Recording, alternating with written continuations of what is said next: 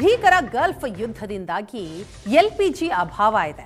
ಇದರ ನಡುವಿನಲ್ಲಿ ಗ್ಯಾಸ್ ಸೋರಿಕೆಯಾದಂತಹ ಒಂದು ಘಟನೆ ನಡೆದಿದೆ. ಹುಬ್ಬಳ್ಳಿಯಲ್ಲಿ ಗ್ಯಾಸ್ ಸೋರಿಕೆ ಆಗಿದೆ. ಕಲಘಟಗಿ ರಸ್ತೆಯ ತಂಬೂರು ಕ್ರಾಸ್ ಬಳಿ ಬೇರೆ ವಾಹನಕ್ಕೆ ಗ್ಯಾಸ್ ಡಂಪ್ ಮಾಡ್ತಾ ಇದ್ದಾರೆ ಈಗ ಸಿಬ್ಬಂದಿಗಳು.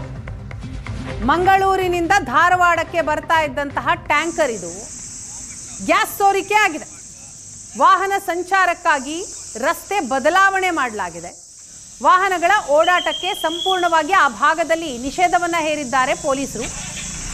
ಟ್ಯಾಂಕರ್ನಿಂದ ಯಾವ ರೀತಿ ಗ್ಯಾಸ್ ಲೀಕ್ ಆಗ್ತಾ ಇದೆ ಅನ್ನೋದರ ದೃಶ್ಯವನ್ನ ನೋಡ್ತಾ ಇದ್ದೀವಿ. ಈಗ ಬೇರೆ ಟ್ಯಾಂಕರ್ಗೆ ಅದನ್ನ ಶಿಫ್ಟ್ ಮಾಡೋ ಕೆಲಸ ಆಗ್ತಾ ಇದೆ. ಇತ್ತೀಚೆಗಷ್ಟೇ ಉಡುಪಿಯಲ್ಲೂ ಕೂಡ ಇಂಥದ್ದೇ ಒಂದು ಘಟನೆ ಆಗಿತ್ತು. ಗ್ಯಾಸ್ ಟ್ಯಾಂಕರ್ ಪಲ್ಟಿ ಆಗಿತ್ತು ಅಲ್ಲಿ. ಹಾಗಾಗಿ ಗ್ಯಾಸ್ ಅನ್ನ ಬೇರೆ ಟ್ಯಾಂಕರ್ಗೆ ಶಿಫ್ಟ್ ಮಾಡಲಾಯಿತು. ಈಗ ಕಲಘಟಗಿಯಲ್ಲಿ ಟ್ಯಾಂಕರ್ನಿಂದ ಗ್ಯಾಸ್ ಲೀಕ್ ಆಗ್ತಾ ಇದೆ. ಗ್ಯಾಸ್ ಸೋರಿಕೆ ಹಿನ್ನೆಲೆಯಲ್ಲಿ ಅಲ್ಲಿ ಯಾವುದೇ ವಾಹನ ಸಂಚಾರಕ್ಕೆ ಅವಕಾಶವನ್ನ ಕೊಟ್ಟಿಲ್ಲ ಪೊಲೀಸರು. ಡೈವರ್ಟ್ ಮಾಡಿದ್ದಾರೆ ರೂಟನ್ನು.